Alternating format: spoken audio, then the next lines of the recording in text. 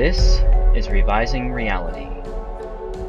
This radio show is dedicated to empowering human beings with the proper mental and intuitive toolset to properly facilitate the truth discovery process for all. Reality, for all of us human beings, is a web of lies.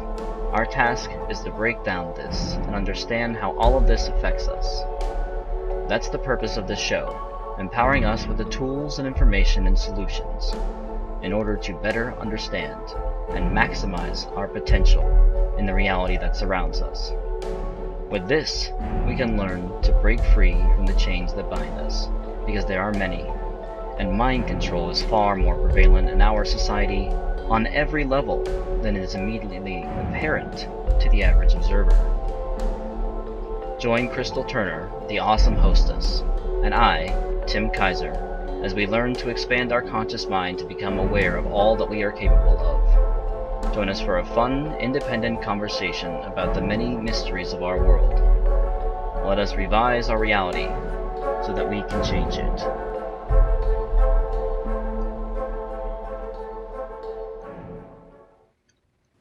Well, how are you Hi, doing, Tim. Crystal? Hi. How are you doing? I'm good. I love that intro. Thank I you. absolutely love that. That's perfect. How are you doing today? Oh, I'm wonderful. Been working all day trying Great. to get this new Mixlr broadcast program up and running. Yeah, I'm excited. I am really glad we went independent. I think, we have the ability now to really focus on what we want to bring out to the public audience, our listening audience, and there's freedom of movement, really. you know Today's topic is manufactured terrorism. um, I know we have a lot to share here about this specific topic, and like we discussed earlier, we will be expanding on this topic to at least 5 different broadcasts, I hope. Yeah, we could expand on this one a lot, and we could even take a break in the middle of it to do like an interview or two, because I know I have some people I'd like to get an interview with. But I would like to do that a lot because this, the more that you look in the manufactured terror, it ties right back into even deeper into what we were talking about before, because this Yes, truly shapes world history. it does. I mean, manufactured terrorism or false flag events, which they're the same thing, really. It's just another, like, the manufactured terror is another version, or is exactly the same thing, I suppose. But, like, they started a lot of the major world wars. All the major world wars were started by some sort of false flag attempt, even if it actually happened. People actually knew about it beforehand. It was planned. hmm Which I means was that. discussing today. Mm, Let me interject for mm-hmm. just a moment. I was actually telling someone out here in my own community about false flag events.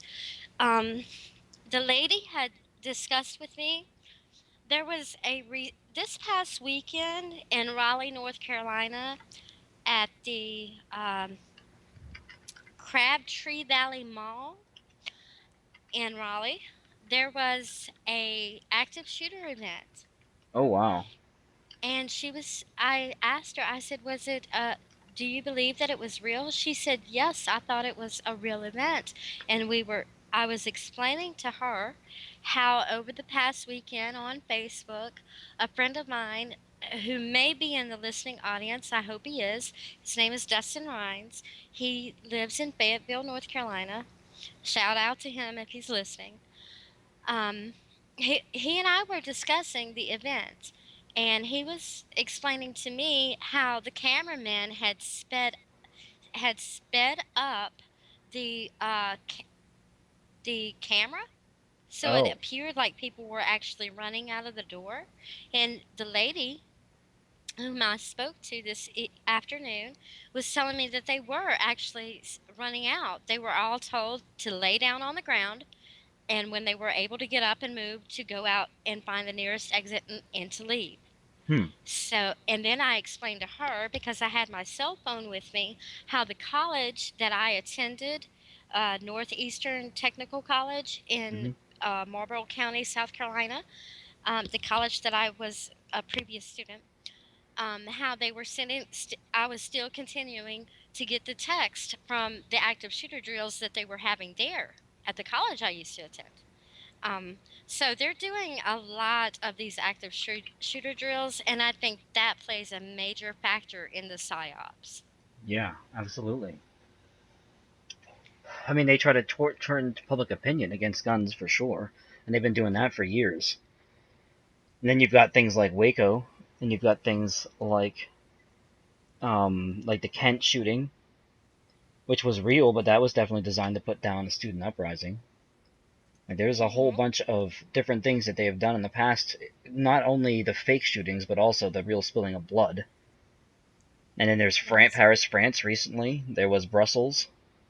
There's a bunch of stuff that's been going on lately that they keep trying and trying to, you know, turn people in the one direction or another. I mean, one of the biggest ones you can point to would be Pearl Harbor. You could also point to the Spanish American, the sinking of the USS Maine, I think it was, to start the Spanish American War. And there was World War One. There was a sinking of the Lusitania, which that was carrying tons and tons and tons of munitions. And it was slow. It was going very slow. It was ordered to go slow through an area where they were known to be German U-boats. And there was an escort sitting in the bay, sitting over right across the way. I think it was in the Bay of Wales. And they were just four destroyers sitting there, and they could have escorted this thing, but no, nobody escorted it. It was sunk. The Germans knew it was carrying munitions, and then the United States gets closer and very close. Actually, that was the turning point to the United States entering the war. So these events that we think are just window dressing, just something that happened and that caused a great, problem in the end. That everybody was acting on independently whenever they decided, oh well, we're going to, join the war during the war effort. The United States, when all the people came around and did that, but it wasn't independent at all. It was they steered public into deciding to do something that they wanted to do. So they wanted to make us, think that we were choosing something. When in reality, we were not choosing anything. They were forcing us in a general direction, hurting us in a general way. And this is a normal thing. This is sad, but this is happening all around us, and this is all of what they're doing. And that's how the regulations work too. They herd you in a certain direction with business and all that kind of stuff. Like, all of it is designed to funnel you in specific directions throughout this entire web of lies that you see that reality has become.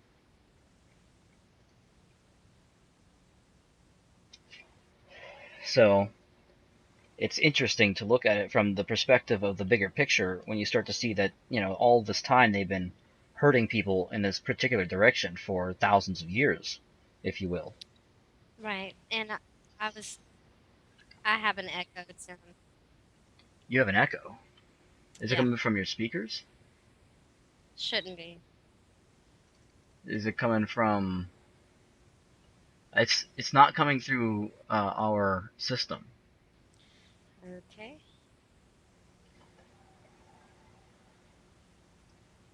Hang on a second. I don't know. It's not going out through the live, is what I'm trying to say.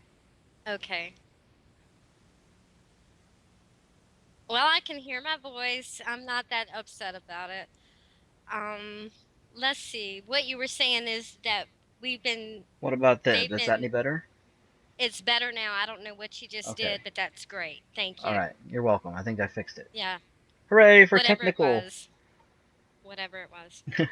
Um, I had um, been doing a lot of research the last week on manufactured terrorism and for the last several years on psyops and misos and false flag events. So this is not a new topic to me. However, it was the first time that I had spoken to, today was the very first time that I had spoken to someone outside of my own home about false flag events and active shooter drills. Today in my own community, I had the opportunity to speak to someone about active shooters drills, and I'm glad that I did take that opportunity and that I, explain to her my own personal understanding, and that, try to reassure her that there's really nothing to fear. Um, I think fear is what they're pushing for. Fear and social change, as I believe you mentioned a few moments ago. Yes, Yeah, this has been going on for, like you said, thousands of years. It's nothing new. But I don't think, personally, I don't believe that people are very well, the average person is not well versed or well read up on this subject matter. And instead of feeding into the fear, I think the best option would be to read up on these kind of events, study these kind of events, so that when you're out in public, and like at college or a nightclub, or at a mall, or wherever, even a church, that you could help the other people in your immediate environment understand that there's truly nothing to fear, to stay calm and focused, and to establish some kind of safety plan ahead of time. So when you're faced with these kind of events, as I was saying, that you don't go into panic mode. Panic mode is not what you want to, you know, fall into when you're in those kind of events, because you're not able to think critically. very true. When you're in a panic state of mind, you're not thinking straight. You're, you know, halfway thinking. And I posted most recently an article about the active shooter and it's titled "Active Shooter Gun Lessons from Crabtree Valley Mall."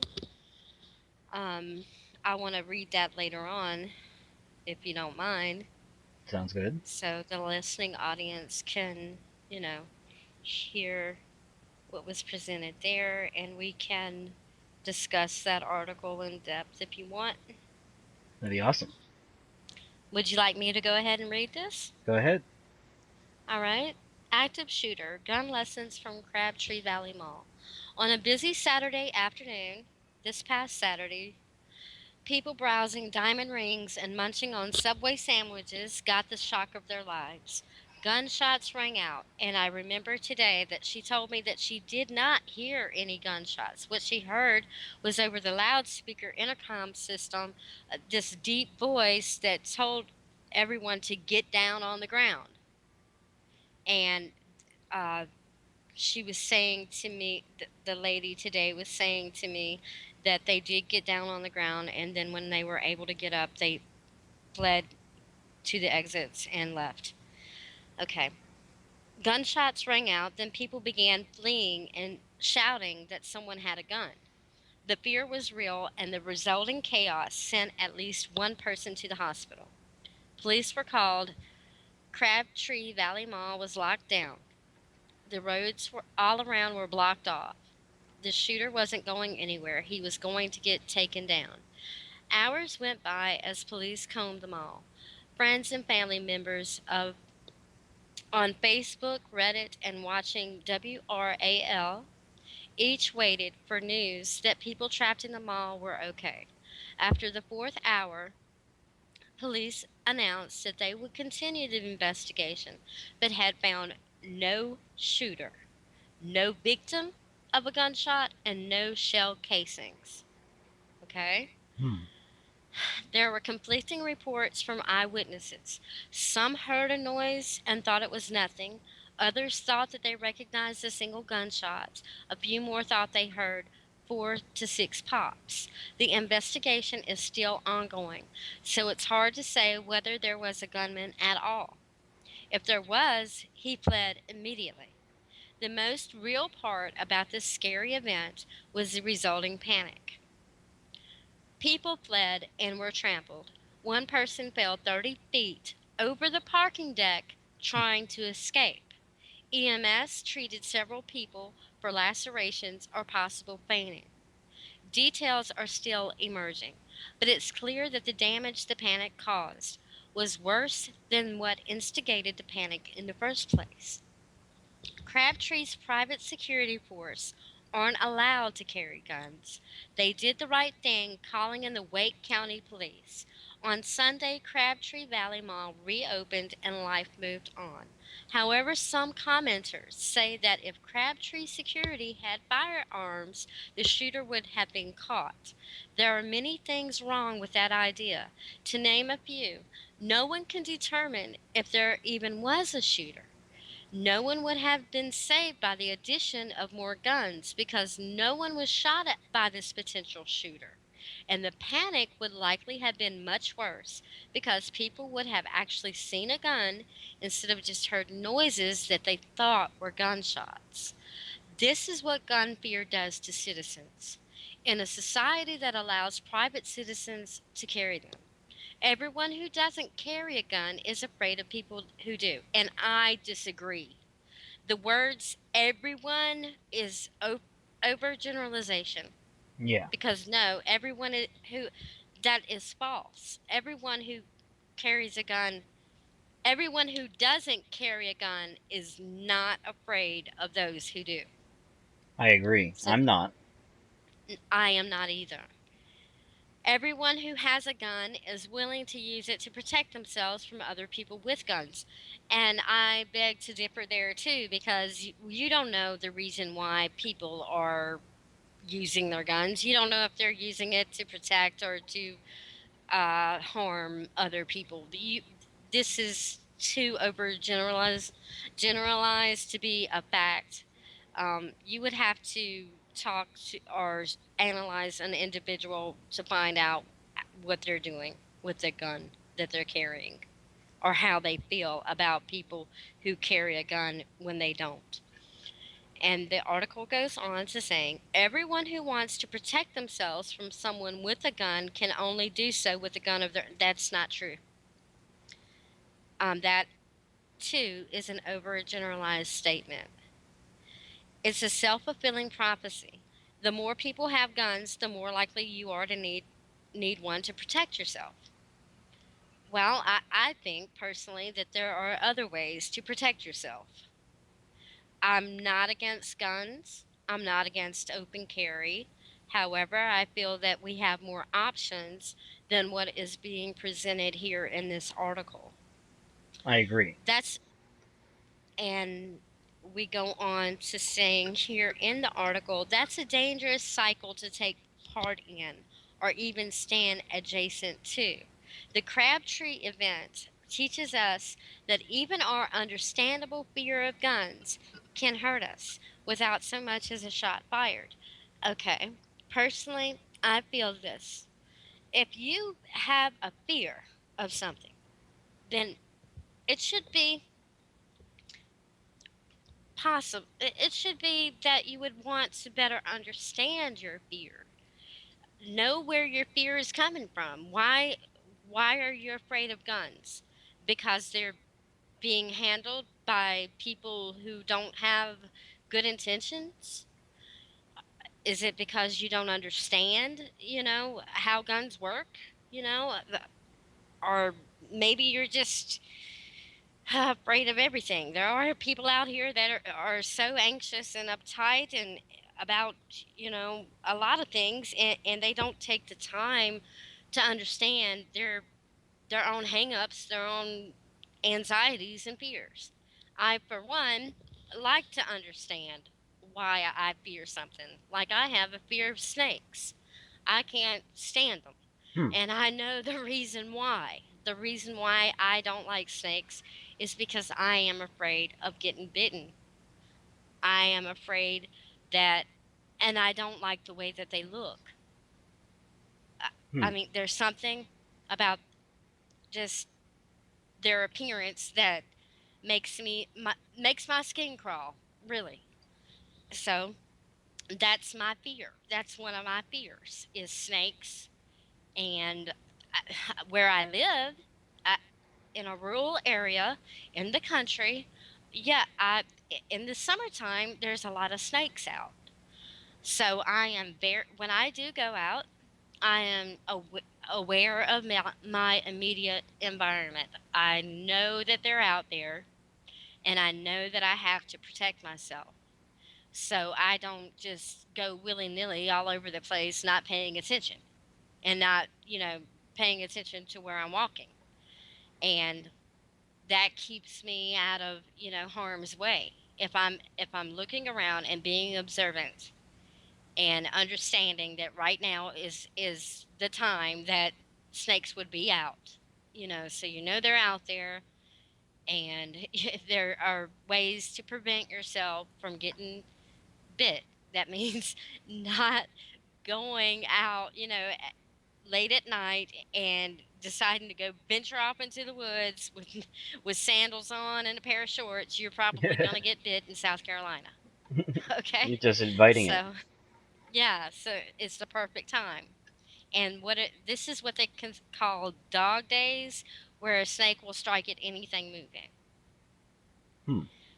So that's how I like to consider fears, or one example. So with guns and things like that, I think one of the solutions that we could address or use, um, would be to understand, why are we afraid of guns, um, and how is are these active shooter drills being used? Are they being used to cause panic in society? I think so. I think that they are used to create panic and fear in other people. Yeah. I mean, I look at. would rather, I'm sorry, Tim, I would rather that they be used to uh, instill a sense of people being more observant and finding solutions to overcome these fears, and to consider ways that we can lessen our anxiety. I agree. I mean, the thing is, when you don't know about something, I think most people don't know anything about guns, and that's a major problem. Like, if you don't know anything about it, then how in the world are you supposed to, change anything about it at all? How are you supposed to, know how to defend yourself or not defend yourself, or know what to do or what not to do if you don't have any state of readiness or any state of, preparedness towards such a situation that might happen? Then you are clearly at a disadvantage. And if Hollywood and the media and news have all instilled people to be scared and run away and panic whenever these things happen, then that's what you're going to get. Now, most people don't ever have ever even handled a gun unless you live in the rural parts, and even there, most people don't necessarily always carry. So then you've got a whole bunch of people who don't. I think guns may be evil, completely, or something like that, especially in the urban areas. And then you've got the other people who carry for ill purposes, and then you've got the people who understand what's going on. So whenever you have these people in public who don't know anything about guns or anything like that, or don't even think about how to protect themselves on a regular basis, what are they Right. going to do whenever what are they going to do? Whenever something like this happens, are they going to be able to respond wisely? No, and that's a I big don't think problem. so. Yeah, I I don't think. think they will.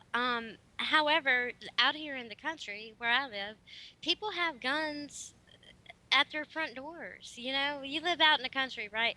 And, Yep. and you know that it's snake season, or there's wild deer out there. A lot of people around here love to hunt. They love to hunt and they love to fish. So, there's a lot of people that have guns all throughout. Most people around here do have guns. From my understanding, the people that I've been around, they do have guns. I'm not afraid of guns. Have I handled one before? Yes, I have. When I lived alone, um, out in a very secluded area, I had a gun. And maybe I didn't have it, under the proper pretenses, but I did have one. And I had it to protect myself. And was anybody going to come there and hurt me in my own home? No, they weren't. Because I believe in protecting yourself. Whether people, deem it right or wrong to have something without a permit, it doesn't matter to me. when it comes to my life, I'm going to do what it takes to protect it. Yep. Okay? That's a wise choice. I mean, I'm not, I really, um, everyone by now should understand that, I'm not for permits and licensing and, having government all in your business. Yeah. So if I can do something and not worry about the consequences of, well, whether I have a permit or not, I'm going to do it. Yeah. And I may not talk about it for until years later, after the stipulation of jail time being a factor. But yeah, I will do what I have to do to survive and to protect myself. And I would suggest that anybody else that's out there in the listening audience do the same thing. Yeah. Do what you got to do. If people don't like it, can I speak freely? Can I use Yeah. the F word? If people don't like it, fuck them. Okay? And I agree. I mean, the premise is you have to learn how to survive and whatever it takes. Because if you don't, then if you don't have if you think of Maslow, I think it's Maslow's triangle, where you have the idea Maslow's, where. let me say it for you. Mhm. Hold on, I'll find it. Go ahead, Tim, while I'm finding this. Well, anyway, it's like the period of it's like a Hierarchy of needs. hierarchy of needs. Yeah. So like on the bottom level, you have your protection and you have your place to live and you have your structure wherever it is, like your basic needs, food, water. All of those needs are on the very bottom. But if you don't get those needs, if you don't have security as part of those needs, then you're going to have a very hard time building up to the next level. And you Exactly. can't go ahead and start to learn how to think and learn and grow as a human being and learn about new things unless you have that bottom part of the Maslow's hierarchy of needs met. And for some people, it's different. Some people don't really need much security, but for some of us, we all need a lot of security. I mean, I have a gun and it's mine, and nobody can touch it. And I definitely, keep that at my house, and I know what happens here is, if I can defend myself, if any should anything Exactly. happen, and that's my own responsible use of a firearm, and that's a personal thing for me and I'm okay with that. And I know in public, like if I hear a gunshot, what to do, like how to try to protect yourself as much as possible. I mean, if you're not actually shot in the outset, you got to get to cover and then do an assessment, and you always got to keep an eye on where your exits are and how many people are in the room and that kind of stuff. It's just useful practice that you can start to hardwire the back of your head to give yourself some kind of situational awareness. Like I always became fascinated about it after watching the Bourne films, the Bourne trilogy, and he's like, oh, I know all the license plates of all the cars out front and all this other stuff. He's like, I know where to get a gun. It's in that truck over there. All he's mouthing all of this stuff, and I'm like, man, I wish I could actually probably think in that direction. I've actually seen And a that would couple be of cool. wise of you if you did. Yeah, and I have. I mean, I don't necessarily always know the license plate number of everybody else's vehicles around, but I do know where the exits are. And I'm very wary about like where I end up inside a building or what's a security risk and what's not. And it's just you start to pick certain tables at the restaurant to sit. You know what I mean? Like or at the bar. You're at the bar. You got to pick the right seat so you can actually see where you want to see. Keep an eye on the exits, and be able to keep your eye on where you can go in case something would happen. Exactly. So those are, just a few pointers about, like you said, situational awareness, being observant in your own immediate environment, which is, to me, one of the most important things to learn as an individual is how to master your own domain wherever you are, wherever you walk, be in control of the situation. Um, if you walk like you're scared, and people are going to pick up on that, they're going to sense the fear in you and they're going to play on that fear. And like we were saying earlier, the false flag events and the active shooter drills and, you know, manufactured terrorism like ISIS, for instance, all of these things play on people's fear. And if they better understood how these things are being staged and how the FBI is basically one of the main culprits, and I have an article on that too if you want me to read into it. Go You for it, want me to read because that? yeah, the FBI All right. definitely has so much to do with this. Yes. So I'm going to begin on this, and it's from The Intercept, Glenn Greenwald. Why does the FBI have to manufacture its own plots if terrorism and ISIS are such grave threats? And this is from February the 26th, 2015. The FBI and major media outlets yesterday trumpeted the agency's latest counterterrorism triumph. The arrest of three Brooklyn men, ages 19 to 30, on charges of conspiring to travel to Syria? Syria. Syria, to fight for ISIS. Photo of joint FBI. All right, they got the photo up there at the top of the article. As my colleague Murtaza Hussein ably documents, it appears that none of the three men was in any condition to travel or support the Islamic State without help from the FBI informant. One of the frightening terrorist villains told the FBI informant that beyond having no money, he had encountered a significant problem in following through on the FBI's plot. His mom had taken away his passport. Oh my goodness, his mom took away. Oh wow. Oh my God. Mom, give me back my passport. Noting the bizarre and unhinged ranting of one of the suspects, Hussein noted on Twitter of all places, that's where you're going to go? No, I don't think so. I don't think that's the way real terrorists work. But this guy was over on Twitter, noting that this case sounds like another victory for the FBI over the mentally ill. Yeah, it seems that way to me. It seems that you must be mentally ill if you're on Twitter talking about your terrorist event, because I don't think most true terrorists would be using social media to talk about any of this stuff. In this regard, this latest arrest appears to be quite similar to the overwhelming majority of terrorism arrests the FBI has proudly tooted over the last decade. As my colleague Andrew Fishman and I wrote last month, after the FBI manipulated a 20-year-old loner. See, they're going after the young, gullible, naive loners. And Yep. I guess that's where the uh, moniker lone wolf came from, who lived with his parents again, wow, his parents, into allegedly agreeing to join an FBI created plot to attack the Capitol. These cases follow a very clear pattern.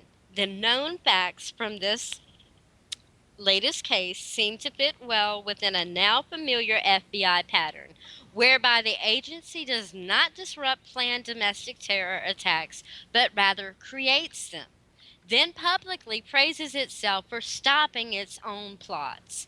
First, they target a Muslim, not due to any evidence of intent or capability to engage in terrorism, but rather for the radical political views he expresses. In most cases, the Muslim targeted by the FBI is a very young, late teens, early 20s, adrift, unemployed loner who has shown no signs of mastering basic life functions, the naive and gullible, as I was saying, let alone carrying out a serious terror attack, and has no known involvement with actual terrorist groups. They then find another Muslim who is highly motivated to help disrupt a terror plot, either because they were being paid substantial amounts of money by the FBI or because, as appears to be the case here, they are charged with some unrelated crime, like maybe a drug charge, Hmm. and are desperate to please the FBI in exchange for leniency or both. The FBI then gives the informant a detailed attack plan and sometimes even the money and other instruments to carry it out. And the informant then shares all of that with the target. Typically, the informant also induces, lures, cajoles, and persuades the target to agree to carry out the FBI designed plot. In some instances where the target refuses to go along, they have their informant offer huge cash inducements to the impoverished target. Once they finally get the target to agree, the FBI swoops in at the last minute, arrests the target, issues a press release praising themselves for disrupting a dangerous attack, which it conceived of, funded, and recruited the operatives for. And the DOJ and federal judges send their target to prison for years or even decades, where they are kept in special Gitmo like units. Subservient U.S. courts uphold the charges by applying such a broad and permissive interpretation of entrapment that it could almost never be successfully invoked. Once again, we should all pause for a moment to thank the brave men and women of the FBI for saving us from their own terror plots.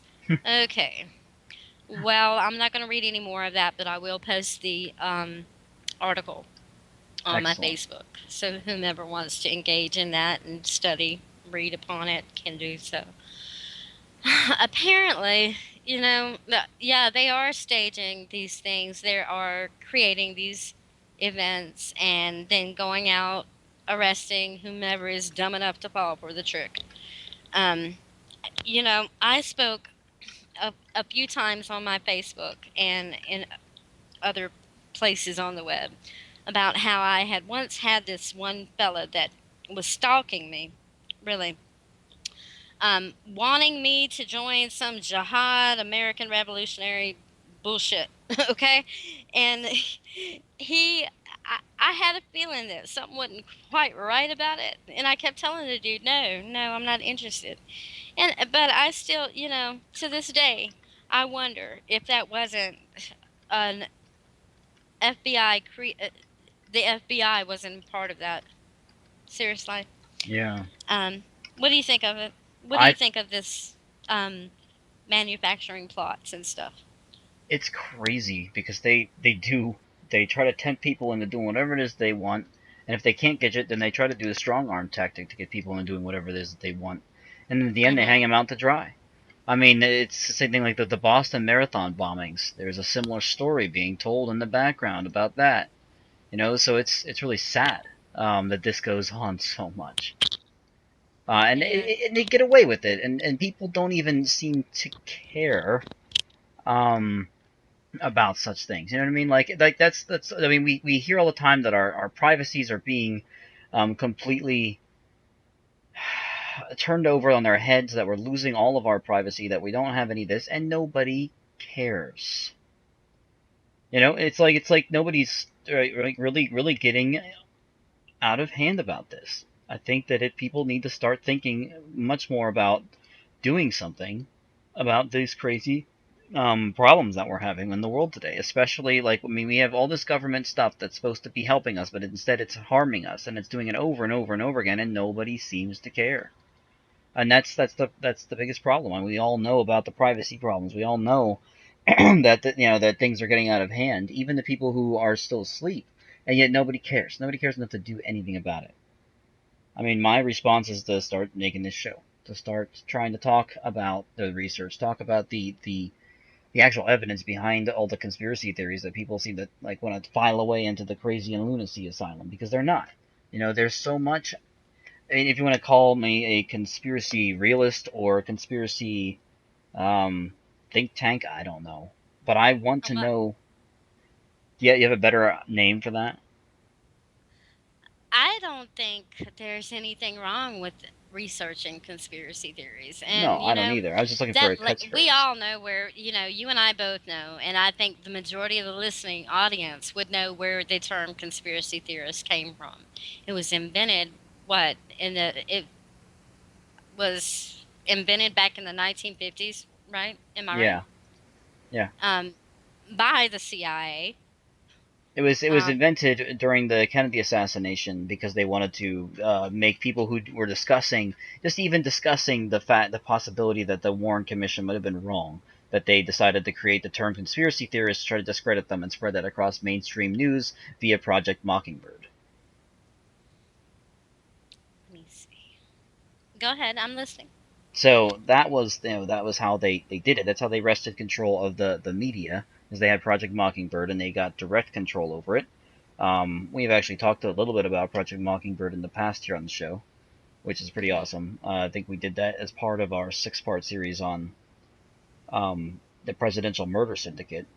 And really, the material that we will be covering in the next couple of shows when we talk about, we're going to turn this into a series about the manufactured terrorism. We will be discussing a lot of different historical, you know, events, that might have been, or actually, I didn't even say might have been. I mean, you can go back a long time and you can find all these different events that have shaped reality into what we see today, shaped history, shaped the human race, shaped what we think we know, what all this stuff has gone on.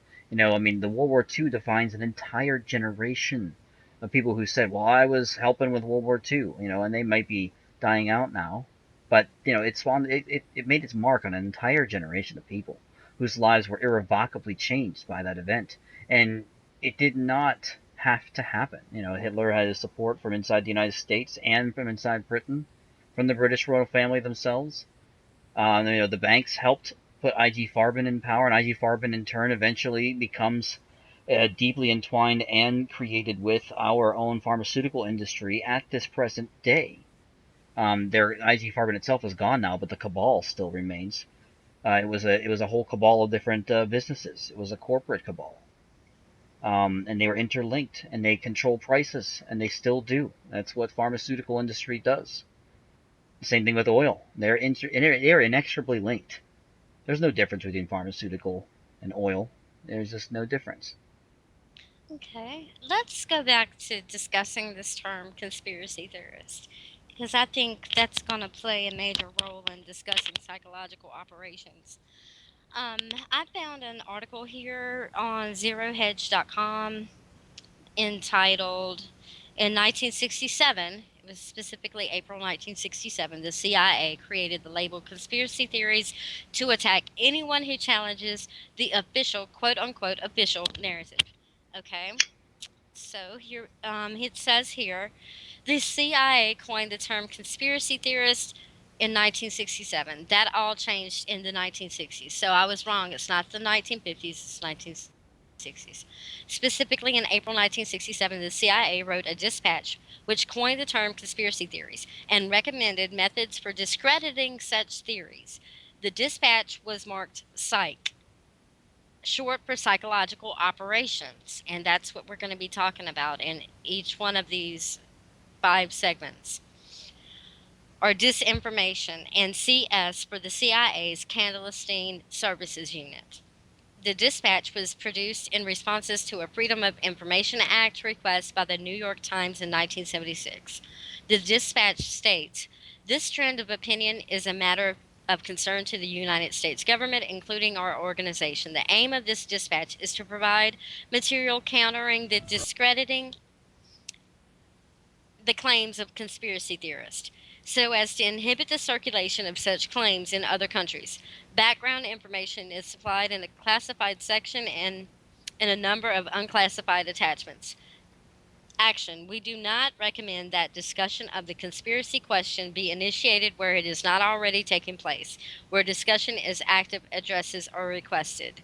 To discuss the publicity problem with and friendly elite contacts, pointing out that the official investigation of the relevant event made as a thorough investigation is humanly possible, that the charges of the critics are without serious foundation, and that further speculative discussion only plays into the hands of the opposition. Point out also that the parts of the conspiracy talk appear to be deliberately generated by propagandists. Urge them to use their influence to discourage unfounded and irresponsible speculation. To employ propaganda assets to and refute the attacks of the critics. Book reviews and feature articles are particularly appropriate for this purpose. The unclassified attachments to this guidance should provide useful background material for passing to assets. Our ploy should point out as applicable that the critics are wedded to theories adopted before the evidence was in, politically interested, financially interested, hasty and inaccurate in their research, or infatuated with their own theories. Okay, so back, what, 40 years ago, nearly 40 years ago, right?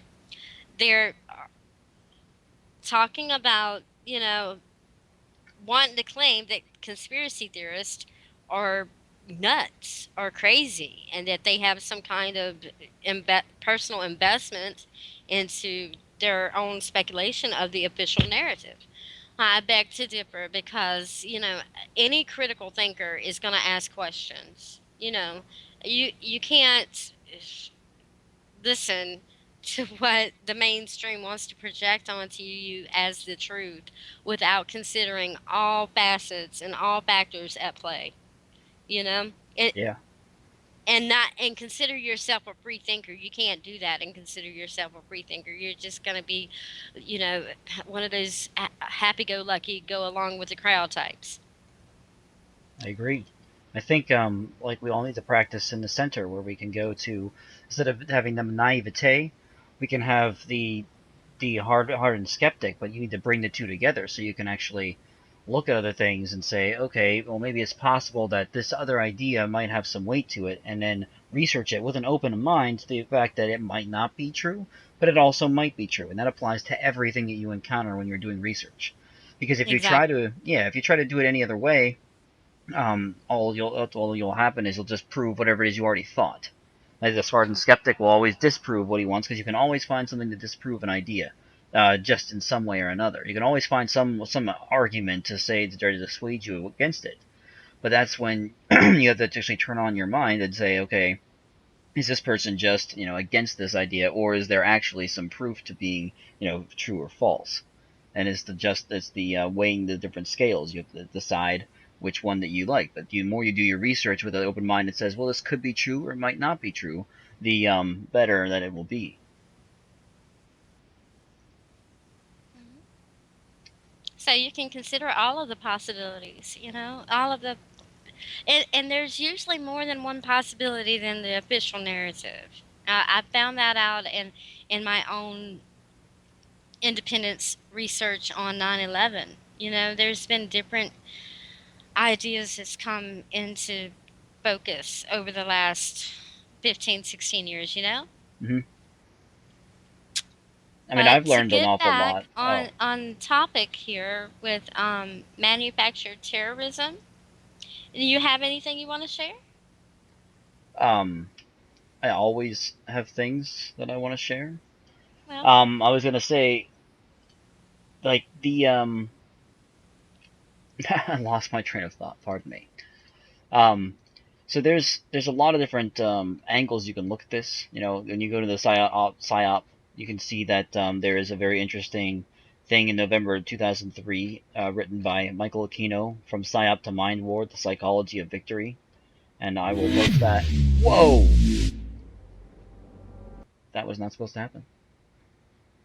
Did you hear that, Crystal? don't sweat it. I heard it, but don't sweat it. Go Okay, ahead. I didn't even mean to click on that. Pardon me. Anyway, From Psyop to Mind War: The Psychology of Victory. This is by Colonel Paul E. Valley with Major Michael A. Aquino, PSYOP Research and Analysis Team Leader. And this is the Army Reserve, Presidio of San Francisco, California, in 1980. And these people are discussing, how PSYOPs can be used to change what people think, change what people see. It's very interesting, actually, and kind of scary because they're actually discussing how to do these things, and we're talking about people who are tied to the U.S. Army. I mean, this is they're actually discussing this. They don't have any problem with it. They're talking about using the term mind wars. And after this, and this is they said that the term mind war was coined by another PSYOP officer, Colonel Richard Stutter, and myself in 1977. After seeing the recent film Star Wars, we played it with a modification of its name as a futuristic replacement for the somewhat bland Army term designation psychological operations. An avowedly science-fictional treatment of mind war, to complete with a caricature of Sutter at its helm, appears in my story, my Star Wars title, The Dark Side, and they actually have like a website you can go to see this thing. That's pretty crazy. That's got to be added by the whoever put this together on wanttoknow.info. But that's very interesting. These people were talking about this for so long, and it doesn't bother them that they're going to be using this on the U.S. Um, on the U.S. populations. Now they're also talking about obviously using it all over the battlefield, but now they consider the United States to be a battlefield. So therefore, if the United States is a battlefield, especially when you start to look at um, especially when you start to look at how the entire human beings have been turned into, what do they call them now? They call us domestic terrorists. Just normal citizens who happen to own a gun or whatever it is that they pick. Whatever their pick of the day is, because they can literally pick almost anything they want as a reason to call you a domestic terrorist. They don't even have to have real charges anymore. They can trump up whatever they want. That's part of the surveillance state. So that ties right into the systematic and aggressive you know uh, thing that they perpetrated on the American people and the entire world from this term that we call psyops. That's how it all started. They started to play around with the idea of changing people's minds by staging events and staging. How should I put this? Right over here, right here. This is a good quote. Okay, this is a quote by General William Donovan of the OSS in his World War II era basic estimate of psychological warfare.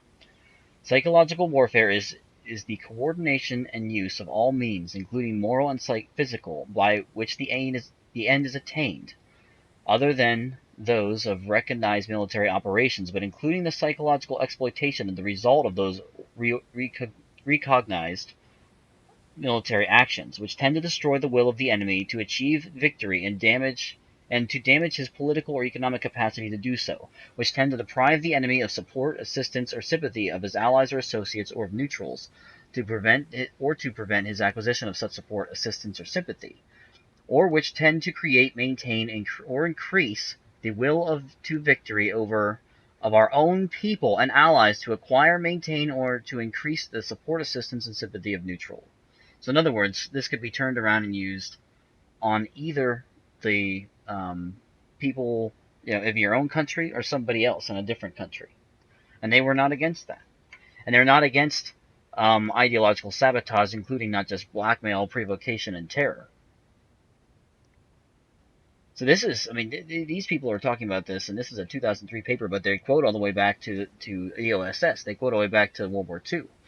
And it's just when they set up the Marshall Operation, which was designed to completely destabilize. Well, it was designed to build a new base for the European Union in Europe, and that was what the Marshall Plan was. Like, they basically rented out the place to foreign contractors and foreign corporations, and in place for taxpayer money, in the wake of this World War II, and they restructured Europe to how they wanted it to be, and they did it through all of the money, and then they did it through just like Iraq and Halliburton, and people always talked about that.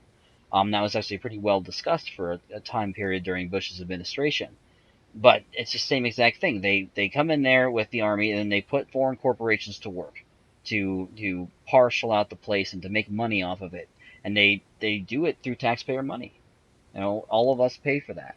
And all they do is print money in order to cover those bills. And it's the whole way. It goes through the banks, it goes through everything. They do this through every and every layer possible. This stuff is always ongoing. Mhm. And I just want people to understand just how far this goes. It goes so deep that, when you start going down the rabbit hole, you don't even know where you come up on anymore because it's everywhere. These people, they have control over so much of our way of life that there's it's hard to describe or put into words the amount of control they have. They pluck these strings and it goes everywhere. I don't know why you're getting echo. You're getting echo from I me? don't either. It's still there. Hmm. 1 second. We'll try this again. Anything helping? Let me see. No.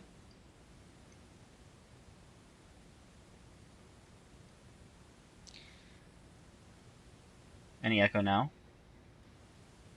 Yep. Oh. I don't know what's causing it exactly. I don't either. Well, we'll figure it out eventually. Okay. Let's see. I'm So, going to try to read some of this right here that I just mhm. found. Um, the title of the article is called Understanding False Flag Psyops and Media Fakery. I do understand we're coming up on the hour. Um, That's you fine. want to read? You want me to read the definition here, and then we wrap it up for tonight? Sure. The definition that I get from this article is psychological operations or psychological warfare is simply learning everything about your target enemy, their beliefs, likes, dislikes, strengths, weaknesses, and vulnerabilities. Once you know what motivates your target, you are ready to begin psychological operations. Psychological operations may be defined broadly as the planned use of communications to influence human attitudes and behavior. And that's as much as I'm going to read from this article tonight. Um, as we were saying at the beginning of the hour, these false flag events are created in order to cause social change, in order to kind of figure out their target group's behavior, emotions, and attitudes for, for this in this support of national objectives. So, being that we're up on the hour here, I want us to continue this series of discussions on manufactured terrorism and psychological operations, false flag events for the next month, if we can, month and a Okay. half maybe, and see if we can raise greater awareness in our own local communities, not just on Facebook and Twitter, but to actually, my goal is to actually talk to people in my immediate environment, in my community, as I did today, about false flag events and psychological operations, and I will be doing that for the next. I'll. I started today, and I'll be carrying on that acquisition towards that personal goal for the next several months. And I would suggest all the listeners out there, wherever you are, whomever you are, do the same. If you know something about these false flag events and you can help a person become better equipped with handling staged active shooter drills, please do so. Yeah, that's a great idea. I mean, talking to friends about that kind of stuff. Um, I added I added a couple of different links to the show notes, which is over at revisingreality.com. It's going to be the first thing up. It says Revising Reality 21.1 inaugural episode and manufactured terror because we just went independent this week. It was a calculated move. We're going to continue building. We're going to continue expanding the show as much as possible. Try to give you, you know, more really good information, and try to enable more kind of things like add like everything we possibly can. We are broadcasting out of our friend Trinity's Esoteric Truth radio station on Mixlr. I'm probably going to end up trying to get my own sooner or later here. Um, and we're still going to be associated with her because she's got a lot of good guests and topics of her own, and she's a great good friend of mine, and she's She awesome. is. She's crazy. I love her. I Trinity, like if her. you're out there, wink, wink, nod, nod, and et cetera, et cetera. Keep up the good work. I know she's been busy lately, but she has a lot of stuff planned. Um, anyway, I expanded all the links in the show notes page so that some of the stuff that we talked about here is covered. I also put a link in about the situational awareness because I found a really good article about that, which this guy, it's part of this blog, like the something about becoming a better man or something like that. Where is it? It's actually pretty Awesome. cool. It's yeah, artofmanliness.com. But I'm gonna put the link in there for this because the article is called How to Develop the Situational Awareness of Jason Bourne. So it's a very interesting article to read because it has a lot of interesting things to keep in mind, and then they also discuss like how to get them to stay in your mind. Something like so if you want something to stay in your head